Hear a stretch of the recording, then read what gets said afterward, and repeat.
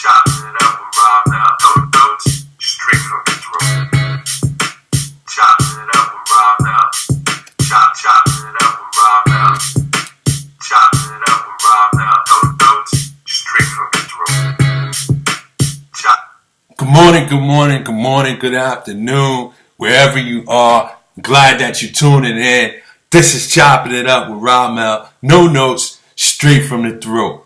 Listen, where do we begin? The last time we spoke, it was on Saturday, and we didn't get a chance to talk about a few things, and I'm going to try to speak of them all in a short time with you. But first and foremost, I just want to thank you guys for being with me. Remember, you can follow me on my YouTube page. Just search Troy Ramel Royal.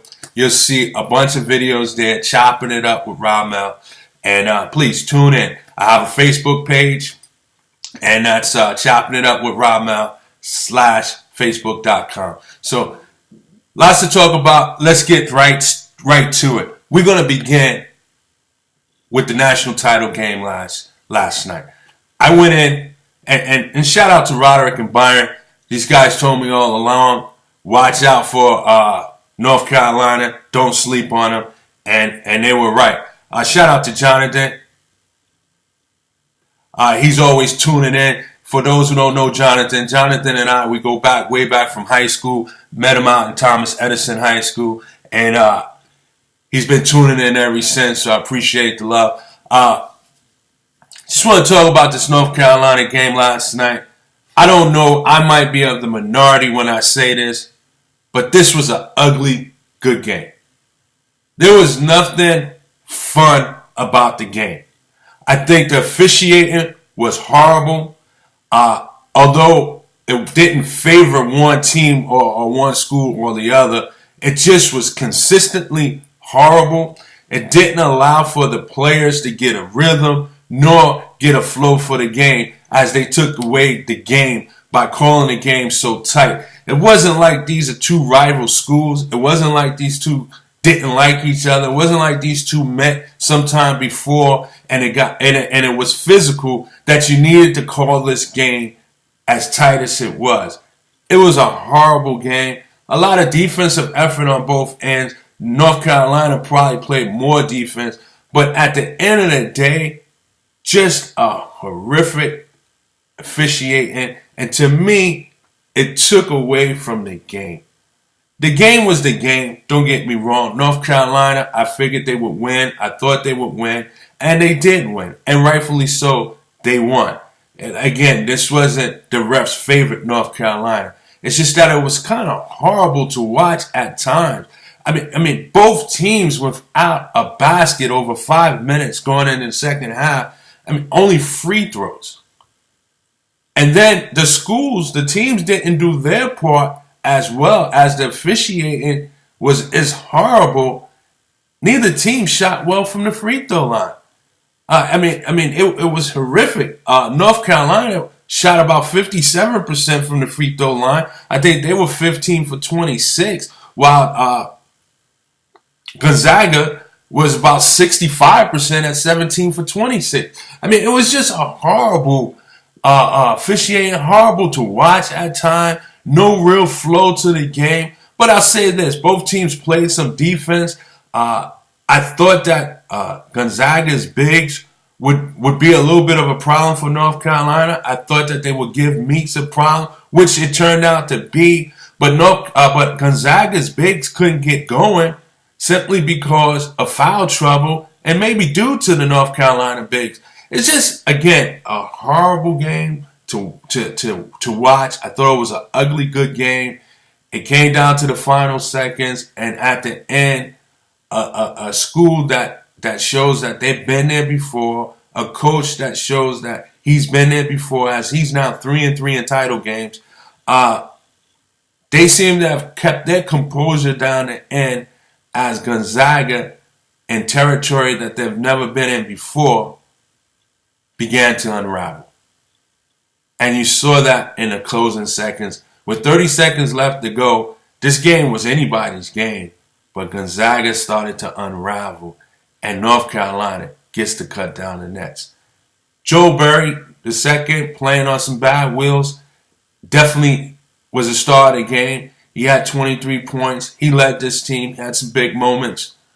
But again, I thought the referee stole the game. This had the makings of being one, a great matchup. It was a matchup that we hadn't seen before. It was a matchup of some bigs. It could have been a throwback kind of game where the bigs dominated. It just never got going. Zach Collins for Gonzaga, he fouled out. The big guy, Kornowski, and this could have been Meeks bothering him. He was 1 for 8. He had 9 points, but his points came from the free throw line. He had 4 fouls.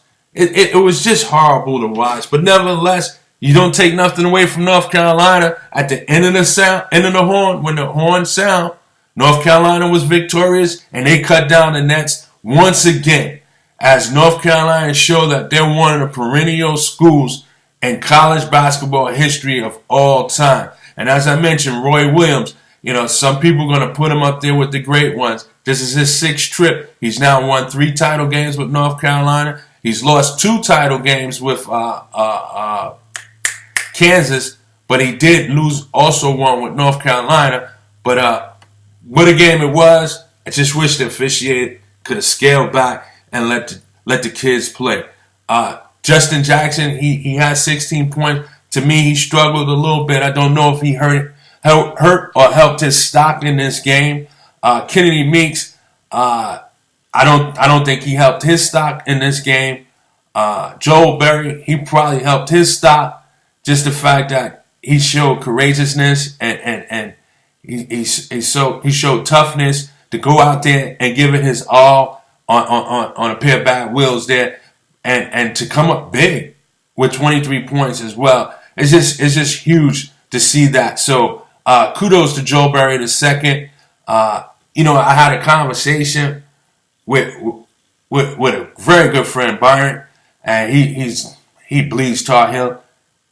We kind of agreed that Joe Barry, he may not be that guy in the NBA, but he could be a Mario Chalmers type. Mario Chalmers hit some big shots out of Kansas, went into the league, got drafted, was fortunate enough to be drafted with Miami, and then watched the Big Three become assembled. And he had some great moments in that 4 or 5 year span. And he's out of the game now due to ruptured Achilles, but I believe he'll be back in the game this coming season. But maybe Joe Barry could be that kind of guy. He does have on his resume championship, and he shined in the biggest moment or in the biggest game of his life. So it may carry him. His stock should be on the rise. But North Carolina, once again, victorious. They cutting down the nets. I think they have the most championships outside of UCLA. I believe this is their 9th championship. So Roy Williams is 3-1 at North Carolina in championship game. Pretty impressive. Pretty impressive. I didn't get a chance to speak on it because I didn't do a show yesterday. But how can I not talk about the Lady Gamecocks of South Carolina? They put on a performance Sunday night as they beat Mississippi State 67-55. Dawn Staley, those who don't know, the coach of South Carolina. I learned a little bit about her. I did not know that this is her 17th year of coaching in college basketball. 17th year. She's been coaching since 2000 when she took over the Temple Owls, the Lady Owls of Temple University. She ran with them for 8 years. Out of that 8 years, I think it was 2 years that she didn't play in any playoff scenario.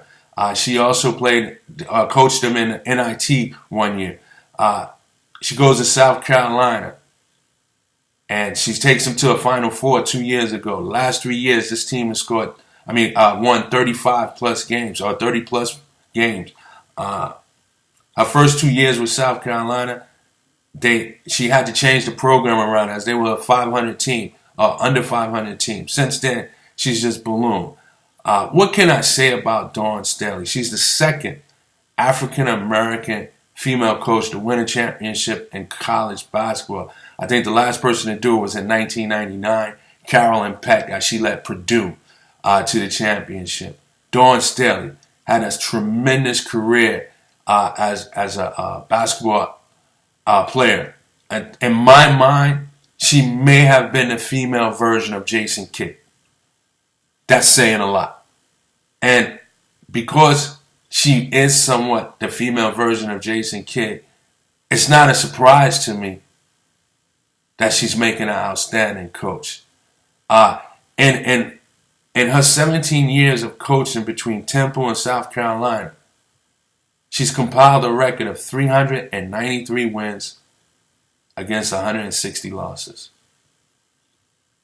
That is outstanding, guys. Outstanding. She has over a 700 winning percentage. Not only can she coach, she gets her players to buy in, they listen, they excel. Kudos to Dawn Staley and the South Carolina Lady Gamecocks. They were led by Asia Williams in that game. She had 23 points, 10 rebounds, and 4 block shots. 23 points, 10 rebounds, 14 block shots. Then there was Alicia Gray, one of the guards. She had 18 points and 10 rebounds. They had 2 players in with double-doubles. Outstanding win, outstanding game. Some are questioning in Mississippi State why the player that hit the big shot against UConn to seal that deal, Morgan Williams, she didn't play enough. She only played 23 minutes. Some question why she was being benched in critical moments. I didn't watch the game, but I know in this, there's no tomorrow. Whenever you're playing the championship game, whether it's game 7 or in a one-game elimination, there's no tomorrow. You got to go with everything.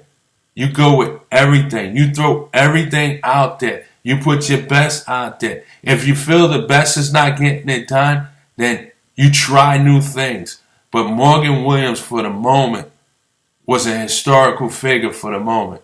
She has to get out there. I'm not sure what it was. I didn't watch the game, but I know you have to have your best out there. So for the Carolina area, that's the story right there. That's the story right there. South Carolina Gamecocks brings home the trophy. North Carolina men's Tar Heel, they bring home the trophy. It's a clean sweep for the ACC. Clemson, led by Deshaun Watson, brings home the national title game to the ACC. And North Carolina picks it right up in the men's basketball program as they bring it home as well. Pretty strong. Pretty strong. Pretty strong. Kudos to the ACC. I remember as a kid growing up in the 80s, it always used to be that talk, especially when it came down to college basketball. Was the ACC better than the Big East? Well, I was a Big East fan. There was a lot of ACC fans in the neighborhood because of North Carolina, because of Virginia. You know, it was huge. And then also, remember, in the mid-'80s, Georgia Tech seemed like they had a New York connection. So it was a lot of talks about the ACC and the Big East, and I was a Big East fan. I'm a Syracuse Orange fan. I hate that they in the ACC. I hate that they broke up the Big East, but I was a Big East fan. Give me Syracuse, Georgetown, St. John's. Give me those 3 in the mid-'80s, and I'll take on anybody. During the mid-'80s, the Big East won 2 championships, Georgetown and Villanova. And remember the year that the Big East sent 3 teams to the Final Four, Georgetown, St. John's, and Villanova. Only to see Villanova come up with a surprising win against Georgetown. Outstanding year. I take the Big East. The Big East was it. And Georgetown went 3 years out of 4 years that Patrick Ewing was there. Remember, they beat Houston. They lost in North Carolina, Michael Jordan. Should have seen that coming in the NBA, Ewing. Should have seen that coming. He beat Olajuwon in college. Couldn't beat him in the pros, but beat Olajuwon. Lost to Jordan, and then Villanova had the game of their life. the game of their life. And then I had to watch later on as Derek Coleman misses free throws against Indiana when Syracuse went to the national title game. That one broke my heart, guys. That one there put a dagger in my heart. So in the 80s, the Big East was strong. The Big East was strong. If you remember, Seton Hall lost to Michigan in the title game in 89. So the Big East was strong in the 80s. The ACC, they had a couple of championships because, again, North Carolina was there, don't get me wrong. But Big East, yes, they may have been the best conference at that time. Although they only had 2 championships to walk away with, but they had presence throughout the 80s. They had presence. And then going into the 90s, that's when UConn stepped up. UConn comes out of nowhere. Starting out with the Ray Allen era to the Richard Hamilton era, and then to the Kemba Walker era, UConn started to step up as they started becoming national title contenders. So the Big East has always had a presence. It's just a shame that they had to break up the Big East. It really is a shame they had to break up the Big East. But speaking of the Big East, good afternoon, Jehudi. How you doing? Glad you're tuning in. Speaking of the Big East, I would be remiss if I have not acknowledged the accolades and the newly appointed head coach of Georgetown University, my guy, Patrick Ewing. Listen, I've been hard on Patrick Ewing when he was a player with New York, although he might be the all-time greatest Knick of all time. But I've always been hard on him because I thought that he was a selfish ball player. He didn't allow to incorporate a second star. Everything had to go through Patrick Ewing. But at the end of the day, he's a great guy. He was a great player. He's been wanting to be a head coach. It's a shame that the Knicks have not brought him home for some kind of coaching capacity or coaching consideration. All the best to my guy, Patrick Ewing, all the best to my guy, Patrick Ewing, as he takes over the head coaching duties of Georgetown University, his alma mater. A school that he led to the championship, the big dance, 3 years out of the 4 years he was there. What more can you say? Patrick Ewing, I give him currently on the coaching staff. I don't know what he's going to do and make some changes. But his son, Patrick Ewing Jr., was on the coaching staff. So that should be interesting, coaching, having your son on board. And it may be a good idea to keep him there because of the players that will be returning. He's familiar with them, and he can keep his, get in his dad's ear and keep him abreast of what's going on. So that's a good look right there. But I am happy for Patrick Ewing as he steps onto the campus once again, and this time not as a player, but as a coach. And I wish him well. I really do. I wish him well. There's a little knock on tall players in the NBA. I read this article not too long ago, and it said that tall players don't necessarily make good head coaches. You look around, it may be some truth to that because you have some point guards former point guards that do well as head coaches in the league. But John Thompson was a great head coach at Georgetown University, and he's not a point guard by no stretch of the imagination. Kevin McHale, to me, is a very good coach, and he's a tall guy. So I'm not sure if they can't win. Phil Jackson, 6'10", he's got 11 championships. I don't know if that theory holds true. Let's think about this. Another statement that was made by a CEO or someone who had decision-making at Adidas when they told Michael Jordan he wasn't tall enough. That's why they didn't sponsor him.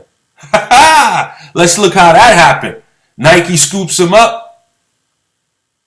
Adidas compared to Nike, not even in the category. Not even in the same category. So, again, kudos to Patrick Ewing. I wish him all the best. I believe he's already left the Charlotte Hornet and began his duties at Georgetown. He's probably getting on a recruiting trail. if I'm Patrick Ewing, I'm looking to get to New York City ball players. You have a fan base there that supports you. There's a lot of guys like my age, myself, that was there when you was a Knick, rooting and cheering on. May have children that are now in high school or grandkids that's coming up. Hey, if you can reach back to New York, I think you'll be successful getting some of these athletes going to Georgetown. I would cautious that. And I would look to try, it's hard, but I would look to try to get into the North Carolina and Florida area to try to get some recruits. But all the best, Patrick Ewing. Well deserved. Well deserved. Sticking with basketball for a minute, because this is something that, and I want to preface this by saying I might be of the minority when I say it. I'm going to ask a question, and then I'm going to answer the question. The question is it too soon to elect Tracy McGrady to the Hall of Fame? Now, he's had 15 years. He's a 7-time All-Star. I believe he's won maybe 2-3 scoring champions. He had a 4-year stretch where some people even thought he was better than Kobe Bryant during that stretch. He's never been to the big dance. He didn't play no college basketball. He has no championship under his belt.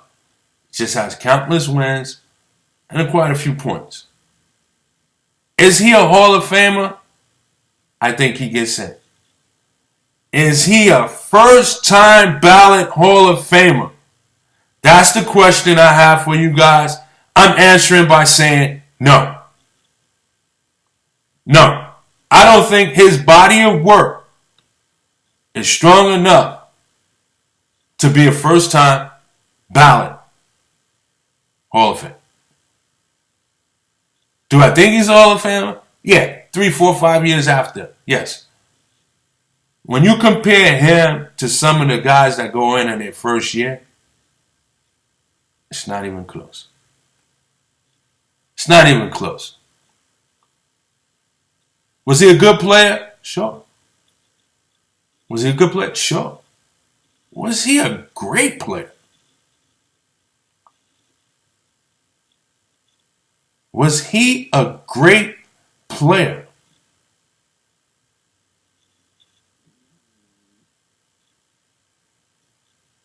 If they redid the top 50 of all time, is Tracy McGrady in the top 50?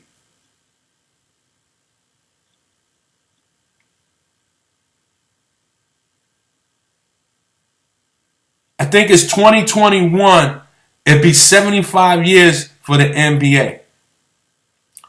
If they come out with a top 75, adding 25 more people, does Tracy McGrady get in the top 75?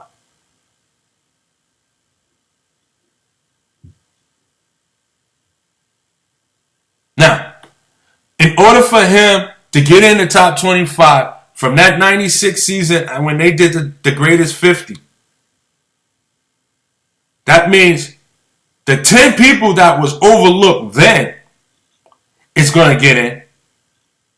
And then that means he's got to be of the next 15 that's got to get in.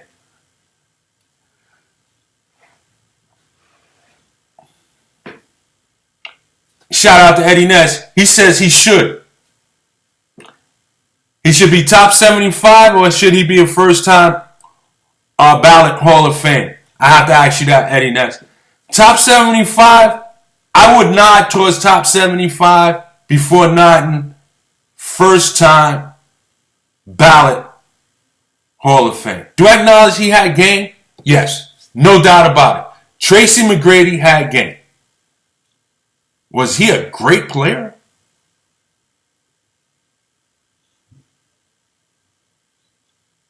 Eddie Ness clears it up. He says top 75. I probably nod with that. But was he a great player?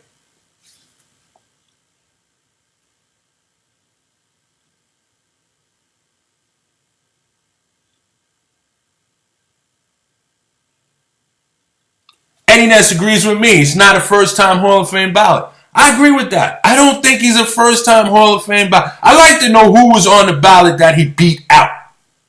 Because that's important to me. Because maybe there was nobody on the ballot and he was able to secure all the votes, making it easy for him to go in.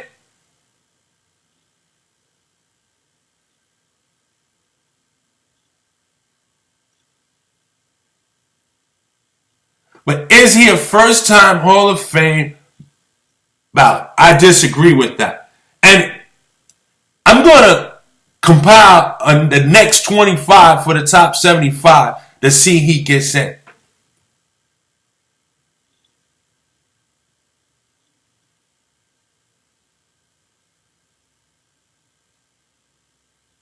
I'm just throwing that out there. Yeah, I'm on my soapbox, but I just thought it was too soon. You know, the Basketball Hall of Fame consists of maybe international, college, pros.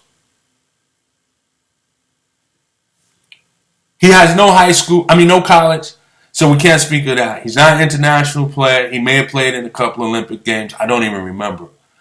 But I do think he's a Hall of Famer. Yes. I just don't think he's a first ballot Hall of Fame. I just don't think so. I don't think he did enough in his body of work. He played 15 years. 7 years he was an all-star player. Maybe two or 3 years of scoring champion. He had that 4-year stretch, again, where some people thought he was better than Kobe Bryant. But I don't see it. I'm sorry, I don't see it. No knock on the guy. I just don't see it as a first-time Hall of Famer. I don't.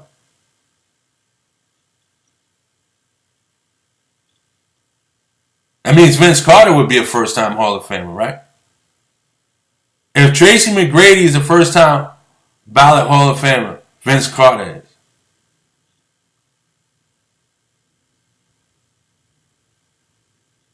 Let me ask you this. Is Amari Stoudemire going to be a Hall of Famer? Is Amari Stoudemire going to be a Hall of Famer when his 5 years of eligibility is up? Well, I'm sorry, it's 4 years now. Will he be a Hall of Famer in his first time?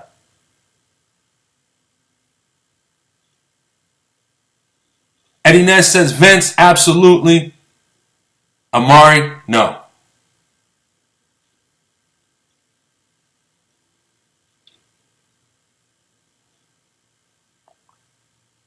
I think Amari gets in, not on the first time. I hope not.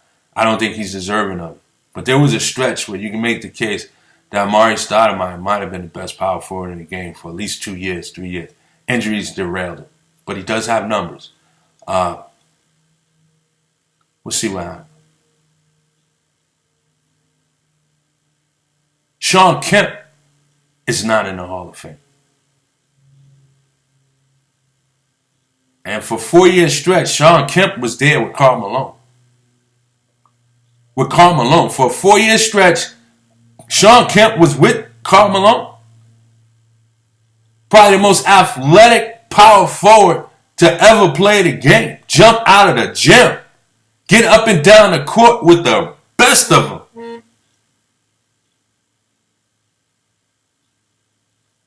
Shawn Kemp is not in the Hall of Fame.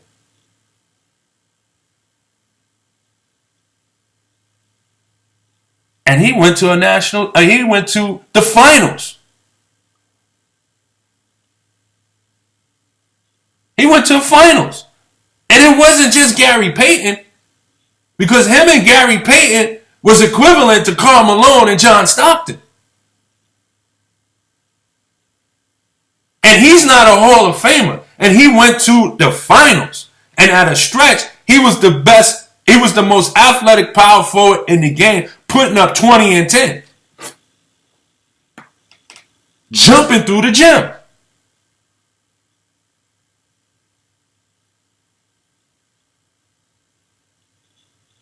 Is Shawn Kemp top 75 to play the game?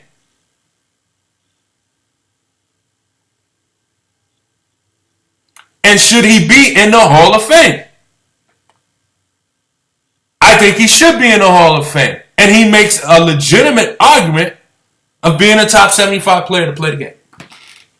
Don't know if he's there. I'm going to compile a list of the next 25.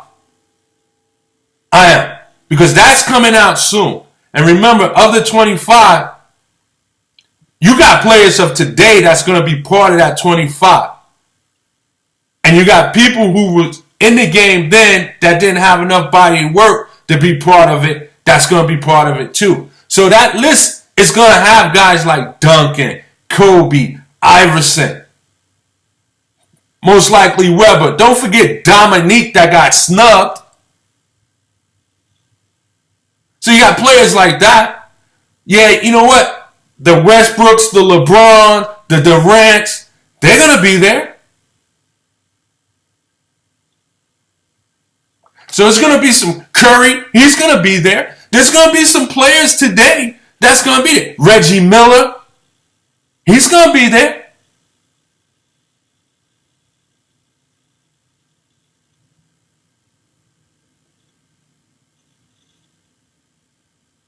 I want to sit down and put a 25. We're going to get back at this. We will get back. We will return to this. Kawhi Leonard is probably going to be there because by the time 2020 come around, he's probably going to be one of the top players in the game, if not the top player in the game. The only one I can see really challenging him is Giannis Antetokounmpo in Milwaukee. D. Wade is going to be there. Chris Bosh is going to be there. Vince Carter is going to be there. Jason Kidd will be there.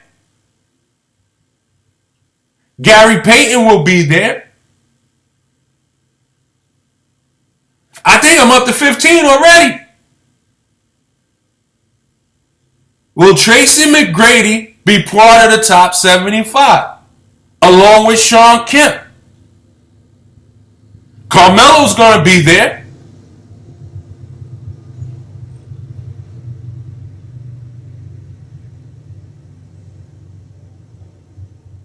Chris Paul's going to be there. Blake Griffin's going to be there.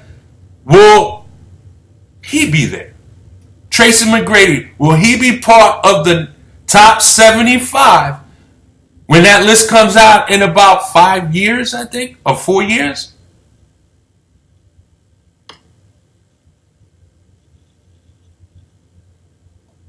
Who will be the 25 added? And keep in mind, it was about 5 snubs from the 50.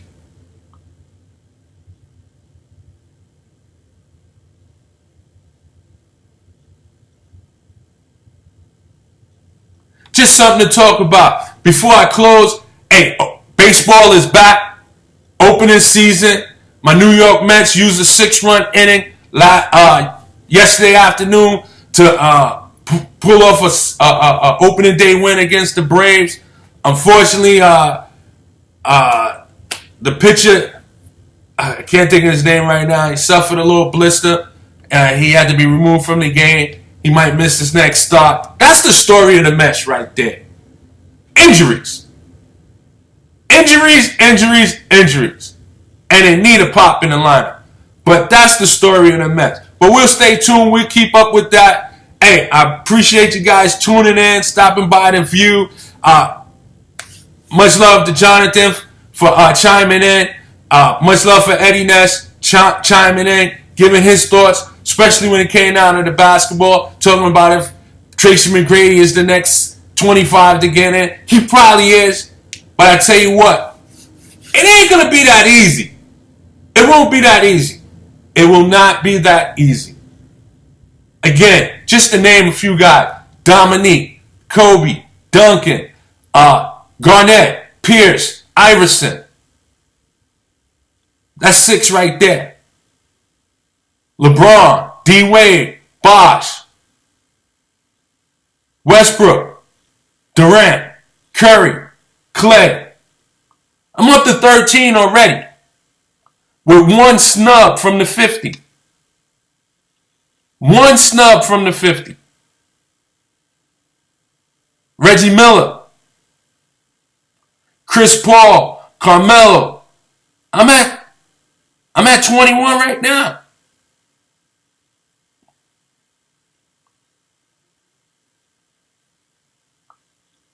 Well, 16, I'm sorry. It's going to be tight. Gary Payton, Jason Kidd. The list goes on. And I agree with Eddie Ness. The fact that Dominique is not a top 50 is a tragedy. But you know why he's not there? Someone said, I was listening to NBA radio, they said the reason why Dominique wasn't there is because he never led his team to a championship. Well, guess what? When you're the only star and you're going up against the likes of Larry Bird, Michael Jordan, and the bad boys every year, how are you going to get there? Michael Jordan couldn't get there until Pippen developed. How are you going to get there with one star? And back then, teams was deep because it wasn't watered down with all these extra teams. Expansions wasn't there.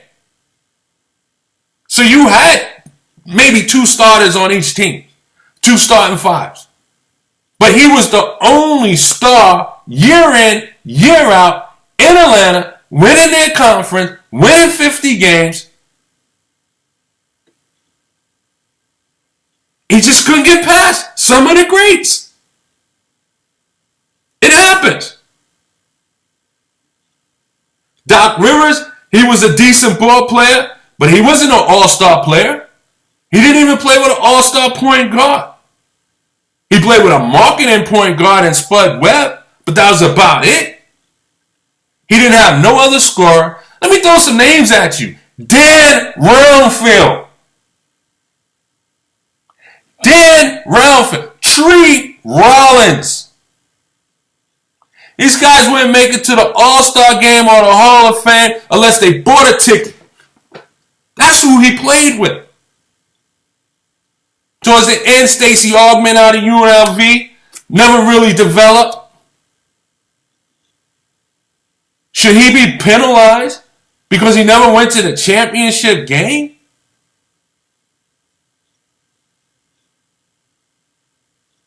One of the most prolific scorers, maybe one of the greatest dunkers to ever play this game, one of the strongest small forwards.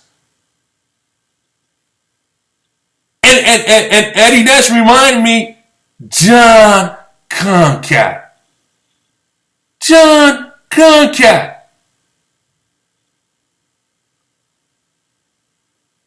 Dominique Wilkins deserves and should have been a top 50. There's somebody that could have came out of that list.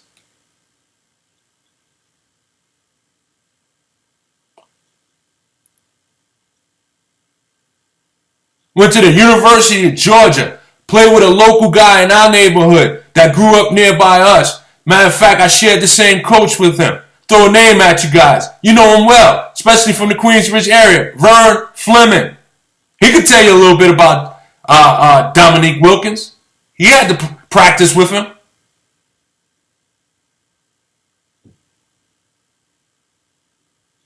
But that's going to do it for the show.